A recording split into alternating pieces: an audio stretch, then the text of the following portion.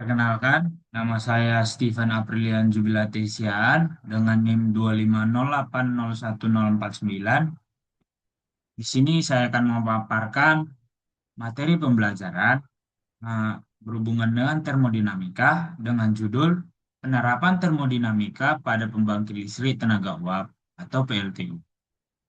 Dengan dosen pengampu Bapak Dr. Muhammad Sontang Siotang, SSC, MSI.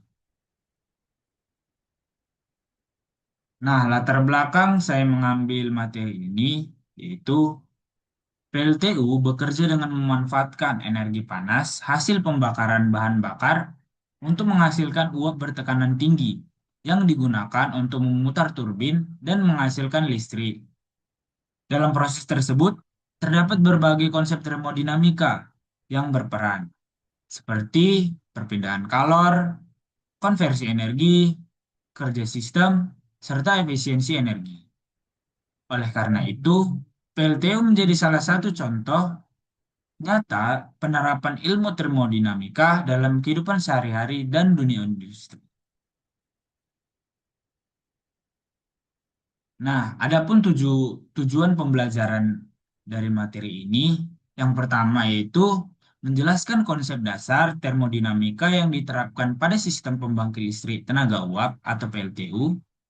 Yang kedua, memahami prinsip kerja PLTU dalam mengubah energi kimia bahan bakar menjadi energi listrik melalui proses termodinamika.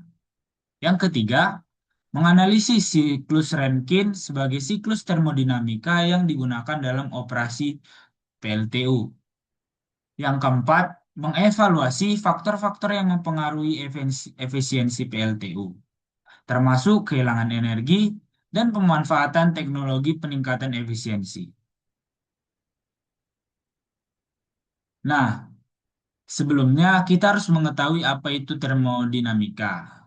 Nah, termodinamika merupakan cabang dalam fisika yang mempelajari hubungan antara energi panas atau kalor, usaha, suhu, dan energi dalam suatu sistem makroskopik. Sistem termodinamika ini dibagi menjadi tiga, yaitu sistem terbuka, sistem tertutup, dan sistem terisolasi. Hukum satu termodinamika menyatakan bahwa energi total dalam sistem selalu kekal. Persamaannya yaitu delta U sama dengan Q dikurang W. Kita masuk ke materinya, yaitu PLTU. PLTU atau pembangkit listrik tenaga uap merupakan pembangkit listrik yang menggunakan uap bertekanan tinggi untuk memutar turbin yang terhubung dengan generator listrik. Kita harus tahu apa saja komponen utama dan sumber energi panas yang digunakan pada pembangkit listrik tenaga uap. Komponen utamanya yaitu terdiri dari boiler, turbin uap, generator, kondensor, dan pompa air pengisi. Dan juga sumber energi panas yang digunakan yaitu ada minyak bakar, biomasa, gas alam, dan batu bara. Prinsip dasar termodinamika pada pembangkit listrik tenaga uap. Nah, PLTU ini bekerja berdasarkan perubahan energi.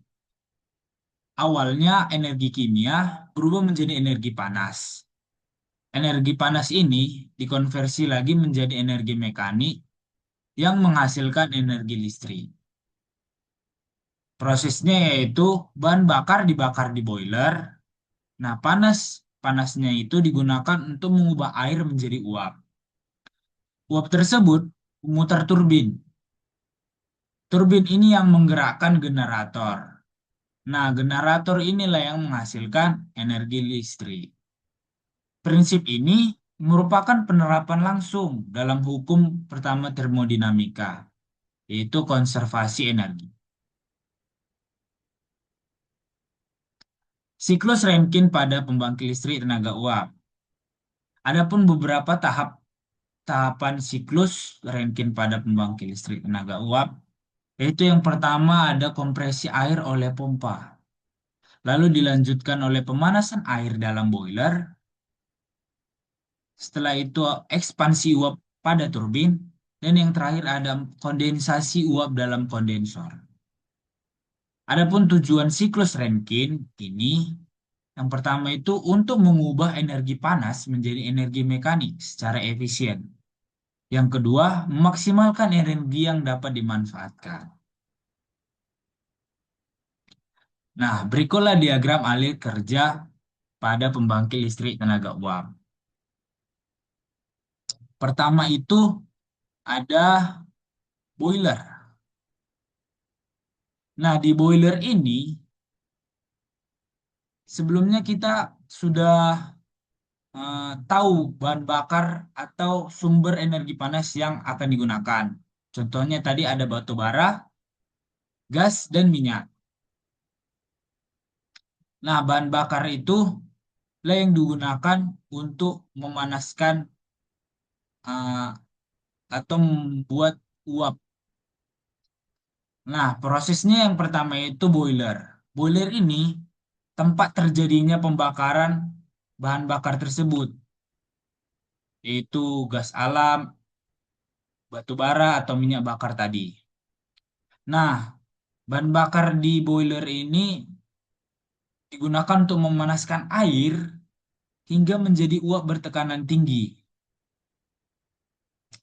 Nah, di sini terjadi konservasi energi kimia menjadi energi panas. Lalu di situ terjadi uap bertekanan tinggi, air yang dipanaskan di boiler berubah menjadi uap panas, yaitu superheated steam. Nah, karakteristiknya itu temperaturnya tinggi, tekanannya pun tinggi, dan memiliki energi termal yang besar. Nah, energi inilah yang nanti yang digunakan untuk memutar turbin. Nah, selanjutnya itu ada turbin uap. Nah, uap panas yang dialirkan menuju turbin itu mengalami ekspansi. Tekanan dan temperatur menurun, energi termal pun berubah menjadi energi mekanik berupa putaran poros. Nah, penerapan termodinamikanya di sini itu konversi energi panas menjadi kerja mekanik. Nah, selanjutnya generator. Nah, poros turbin dihubungkan dengan generator. Fungsinya generator ini itu untuk mengubah energi mekanik menjadi energi listrik. Energi listrik yang dihasilkan kemudian disalurkan ke jaringan distribusi. Lalu selanjutnya di sini ada kondensor. Nah, setelah keluar dari turbin, uap masih memiliki sisa panas. Fungsi kondensor di sini itu mendinginkan uap, mengubah uap kembali menjadi air. Biasanya menggunakan air, contohnya air laut atau air sungai sebagai media pendingin. Nah, penerapan termodinamikanya di sini yaitu terjadi pelepasan kalor dari sistem ke lingkungan. Nah, selanjutnya ada pompa air pengisi. Nah, air hasil kondensasi dipompa kembali ke boiler. Fungsinya apa? Fungsinya itu untuk menaikkan tekanan air dan mengembalikan air ke awal siklus. Dengan demikian, terbentuklah siklus tertutup atau siklus Rankine yang berlangsung terus-menerus.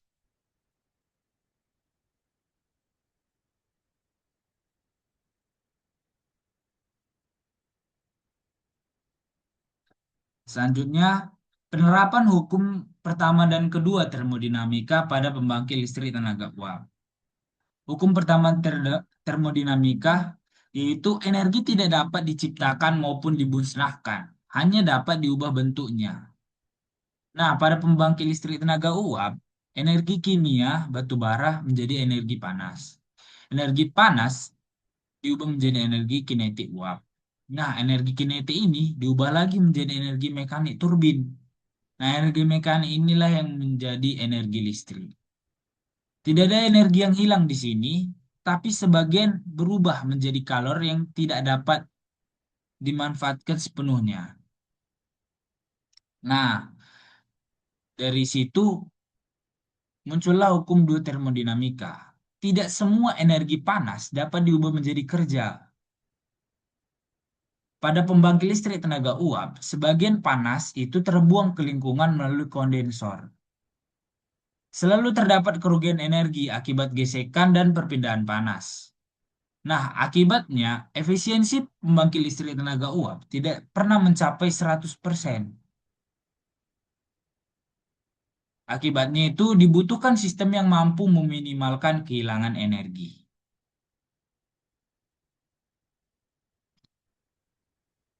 Upaya meningkatkan efisiensi pembangkit listrik tenaga uap.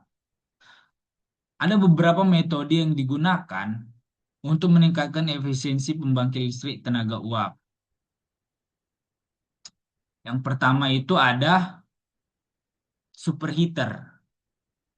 Nah, superheater ini tujuannya itu untuk meningkatkan energi yang dimiliki uap dengan cara mengurangi kandungan air pada keluaran turbin,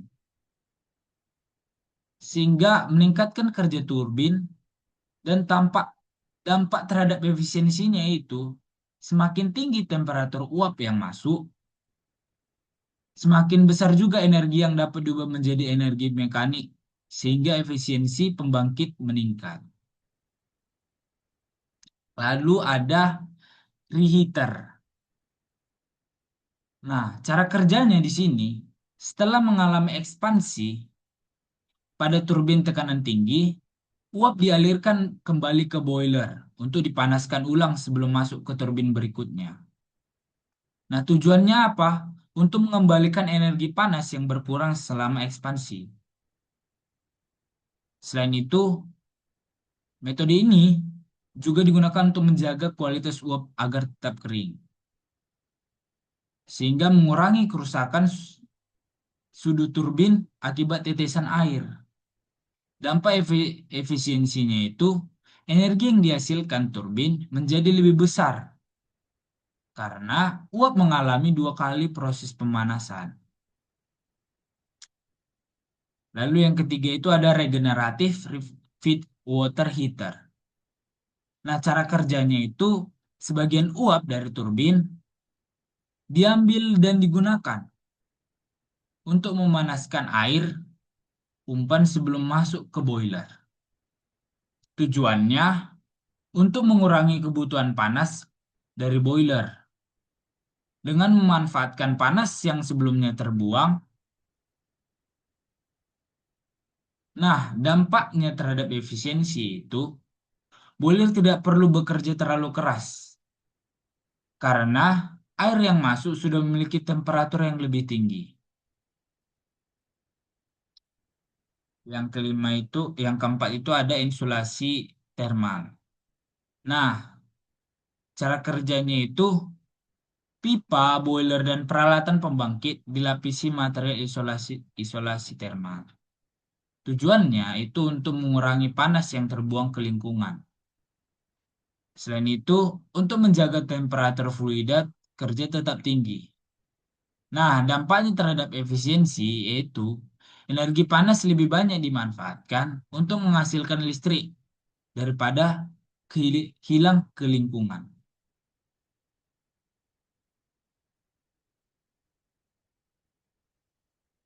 Nah, selanjutnya, pembangkit listrik tenaga uap ini memiliki keunggulan dan juga kelemahan. Keunggulannya itu, yang pertama daya listriknya besar. Yang kedua itu teknologinya matang dan andal. Serta biaya produksinya itu juga relatif rendah. Selain memiliki keunggulan, kelemahannya juga pembangkit listrik tenaga uap ini juga memiliki beberapa kelemahan. Di antaranya itu menghasilkan emisi gas rumah kaca. Selain itu, membutuhkan bahan bakar dalam jumlah besar. Serta efisiensi masih terbatas oleh hukum dua termodinamika. Nah, kesimpulan dari eh, pemaparan pembelajaran materi ini Itu, dalam operasinya, pembangkit listrik tenaga uap itu menerapkan hukum pertama termodinamika melalui proses konversi energi. Dan hukum kedua termodinamika yang menjelaskan adanya kilangan energi, sehingga efisiensi pembangkit tidak dapat mencapai 100%. Siklus kerja pembangkit listrik tenaga uap umumnya menggunakan siklus Rankine yang terdiri dari proses pemompaan, pemanasan, ekspansi uap pada turbin, dan kondensasi. Untuk meningkatkan efisiensi pembangkit, digunakan berbagai teknologi seperti superheater, reheater, feed water heater, sistem kondensor vakum, serta isolasi termal. Dengan memahami penerapan termodinamika pada pembangkit listrik tenaga uap, dapat kita ketahui bahwa ilmu termodinamika memiliki peran yang sangat penting dalam pengembangan teknologi pembangkit listrik yang efisien, ekonomis, dan mampu memenuhi kebutuhan energi masyarakat.